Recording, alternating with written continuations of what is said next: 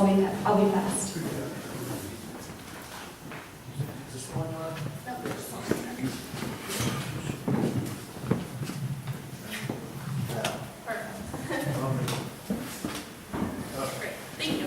Thank you for the opportunity to speak tonight. My name is Rachael Colley. I work with Energy and Depth. I'm originally from Acton, New York, still in parents. We have a 100-acre farm. I own 5 acres across the street from that we're trying very hard to put a house on unsuccessfully. Right after high school, I attended SUNY Oswego. I was there for 3 grueling winters. I have my bachelor's degree in economics now and a bachelor's degree in political science. Coming out of college, I thought it was going to be pretty easy to find a job. I mean, majoring in those 2 things are pretty important in any state you live in. Wrong. I started selling maple syrup for a little bit over minimum wage. Wasn't very fun. But this is what motivated me as a young adult, just out of high school or out of college, feeling no pressure of a dwindling economy, to take such an interest in the natural gas industry. After a few months, I spoke with Brian Lautrat, who actually helped me get a really good opportunity, and I interviewed for a field director position with Energy and Depth. It absolutely changed my life. The one advantage I unfortunately had over other people was I'm from upstate New York, and I saw my friends and my family suffering to find money to put their kids through school, to pay taxes, to eat, and to survive. I saw my neighbors' farms falling into the hands of banks through foreclosures. Our rural areas are in big trouble, and the trouble has just begun. We, to borrow a phrase from our opponents, are on a completely unsustainable path. Consider some of these realities. Every single county in western New York lost population between 2000 and 2010, a fate that's damaging to a college town such as Oneonta. We want to educate our young adults and have something to give back to them as they complete their 4-year study at SUNY Oneonta or Hartwick. They're the future to this area. We want to see them and be able to support them as individuals who have chosen to spend the 4 most important years of their lives in our area. Most of the southern tier also lost population, and the remainder barely gained. The kids and young adults are leaving hoping to find work after they've spent years educating themselves here.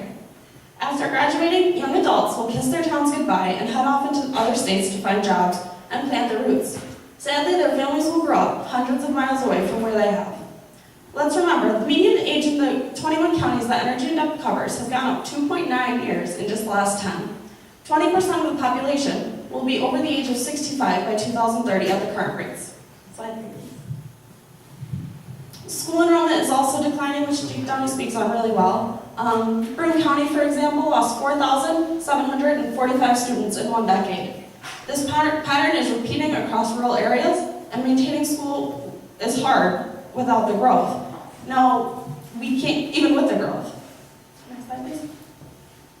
Agriculture is going nowhere. Steuben County, for example, saw agricultural sales that are $35 million lower than they were in 1978 in real inflation dollars. Moreover, drive through the village of Perry and the heart of New York's dairy industry. It's a ghost town, as Grant spoke on before. Farmers can't buy new equipment, pay taxes, or maintain their farms. The future doesn't look promising for rural New York.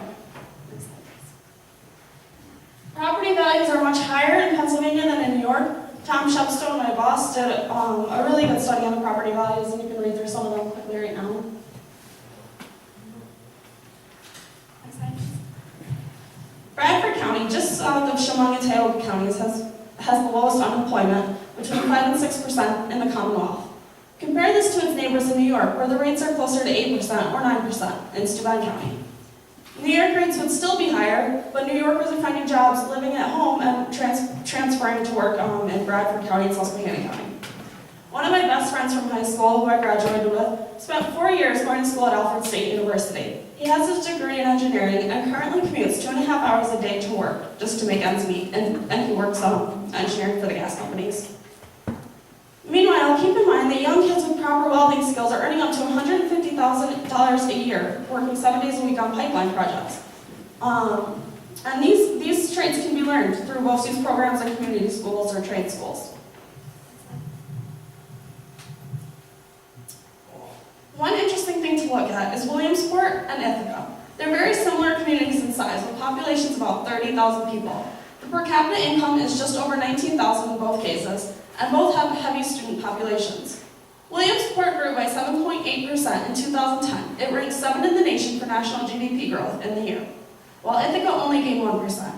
giving it the rank of 252nd out of the 366 metro areas surveyed. Williamsport's economy grew by $247 million in constant dollars, while Ithaca's only added $35 million. 4 years ago, Williamsport was feeling the pain of the economic contraction as jobs were leaving. It faced the Rust Belt future. Ithaca's economy was $32 million larger as they got widened. But in 2010, natural gas companies and those services came to Williamsport, and you can see what's happened for that. Bradford County was also a subject of a Penn State study analyzing impacts of natural gas development on local economies. 1/3 of all Bradford County businesses said their sales increased due to drilling activity. Half of the financial businesses reported higher sales due to natural gas activity, as did 44% of retail, 38% of eating and drinking, 33% of wholesale, and employment grew 75% in campgrounds and hotels, 24% of eating, drinking, and 22% of wholesale. Next slide, please. Another Penn State study reveals large increases in Marcellus shale related to economic activity, with total spending increasing both indirectly and directly. This is thanks to the money that the natural gas corporations are putting into the economies, local economies.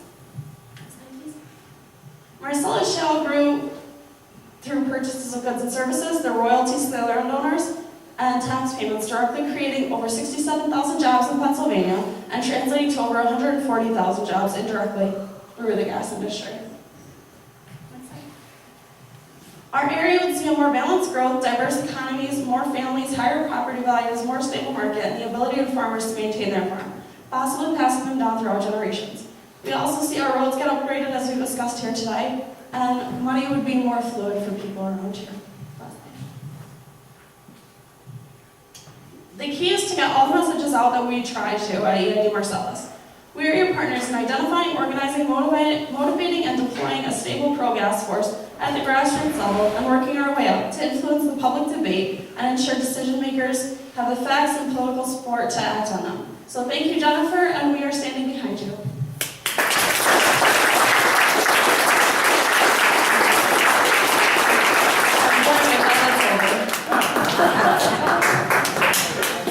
Any questions? I wanted to back up there.